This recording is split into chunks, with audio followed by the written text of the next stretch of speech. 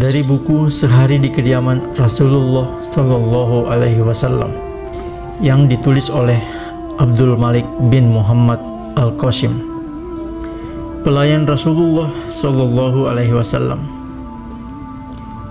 Ada seorang pelayan yang miskin, papah lagi lemah, namun ditempatkan oleh Rasulullah Sallallahu Alaihi Wasallam pada kedudukan yang layak.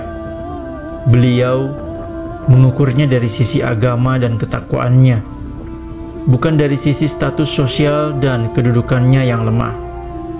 Rasulullah Shallallahu Alaihi Wasallam telah memberikan pengarahan dalam memperlakukan pelayan dan pekerja. Beliau bersabda, "Mereka, para pelayan dan pekerja, adalah saudara kalian seiman. Allah menempatkan mereka di bawah kekuasaan kalian. Berilah mereka makanan yang biasa kalian makan. Berikanlah mereka pakaian yang biasa kalian pakai. Janganlah memberatkan mereka di luar batas kemampuan. Jika kalian memberikan sebuah tugas, maka bantulah mereka dalam melaksanakannya." Diriwayatkan oleh Muslim. Simaklah penuturan seorang pelayan tentang majikannya, sebuah penuturan yang sangat mengagumkan dan pengakuan yang mengesankan serta pujian nan agung. Pernahkah Anda melihat seorang pelayan memuji majikannya sebagaimana pujian yang diberikan pelayan Rasulullah Shallallahu Alaihi Wasallam kepadanya? Anas bin Malik radhiyallahu anhu mengungkapkan, "Aku pernah menjadi pelayan Rasulullah Shallallahu Alaihi Wasallam selama 10 tahun. Tidak pernah sama sekali beliau mengucapkan hus kepadaku. Beliau tidak pernah membentakku terhadap sesuatu yang kukerjakan dengan ucapan, 'Mengapa engkau kerjakan ini?' Dan tidak pula terhadap sesuatu yang tidak kukerjakan dengan ucapan, 'Mengapa tidak engkau kerjakan?'" Diriwayatkan oleh Muslim. Bukan hitungan hari atau bulan, tetapi genap 10 tahun.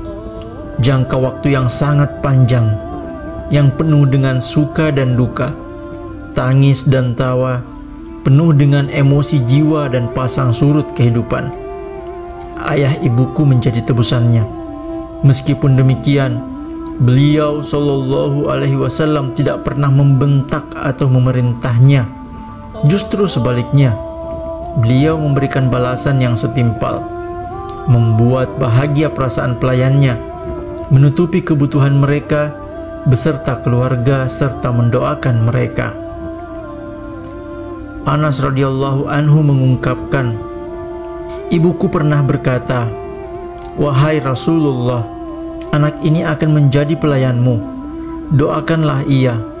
Rasulullah Shallallahu Alaihi Wasallam kemudian berdoa, 'Ya Allah, anugerahkanlah kepadanya harta dan keturunan yang banyak, dan berkahilah rizki yang engkau curahkan kepadanya.' Diriwayatkan oleh Al-Bukhari. Beliau Shallallahu Alaihi Wasallam adalah seorang pemberani. Hanya saja keberanian itu cuma beliau pergunakan untuk membela kebenaran semata.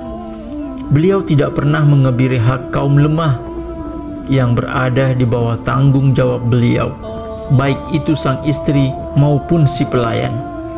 Aisyah radhiyallahu anha menuturkan, Rasulullah Shallallahu Alaihi Wasallam sama sekali tidak pernah memukul sesuatu pun dengan tangannya, tidak pula wanita dan pembantu, melainkan kecuali dalam rangka berjihad di jalan Allah. Diriwayatkan oleh Muslim. Itulah Aisyah radhiyallahu anha yang telah berulang kali mengungkapkan keluhuran budi dan sebaik-baik hamba yang terpilih.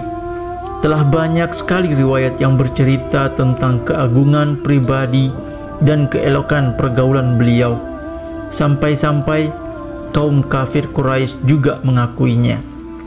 Aisyah radhiyallahu anha kembali mengungkapkan, "Aku tidak pernah melihat Rasulullah Shallallahu Alaihi Wasallam membalas suatu aniaya yang ditimpakan orang atas dirinya, selama orang itu tidak melanggar kehormatan Allah Subhanahu wa ta'ala. Namun bila sedikit saja kehormatan Allah Subhanahu wa ta'ala dilanggar, maka beliau adalah orang yang paling marah karenanya. Dan sekiranya beliau diminta untuk memilih di antara dua perkara, pastilah beliau memilih yang paling ringan selama perkara itu tidak menyangkut dosa. Diriwayatkan oleh Al-Bukhari. Beliau sallallahu alaihi wasallam menyeru umatnya untuk berlaku lemah lembut dan sabar. Beliau sallallahu alaihi wasallam bersabda, "Sesungguhnya Allah itu maha lembut dan menyukai kelembutan dalam segala perkara." Muttafaqun alaih.